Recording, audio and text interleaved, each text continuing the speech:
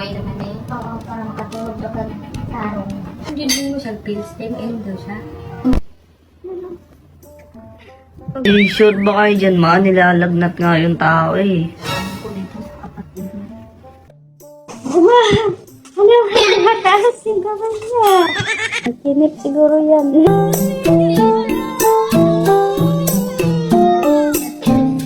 Nandito naman ako para sa'yo. Di kita iiwan. Kasi hindi ka nasunog. Ako sunog. Huwag mo sabihin okay lang yan. Okay lang akong sunog. Siguro pinaprakal. Tagalin niyo mo. Ako to si Tita Ganda. Takot na siya sa akin. Labas na lang si Baby Calix dito. Ayoko makita niya ako. Pangit-pangit ko na takot na siya sa akin. Kanina pa ako hindi makahinga. Galit. Ano kinukumbot yun yan? Di ba sabi ko wala siya? Ano? Hindi sabi. Ikaw kasi, B. Sabi sa'yo eh. Manila kasi alam niyo totoo eh. Bakit ka na nang malungkot dyan? Sabi kasi sa comment, ginagawa daw ko ng katulong. Feeling dalaga daw ako. Uy, hindi ah. Swerte na kaya ako sa'yo kasi sobrang sipag mo and hardworking mo.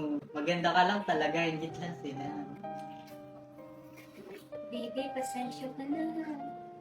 Kung madalas umaalis si Mami, kailangan kasi mag-work ni Mami para may pang-milk ikaw.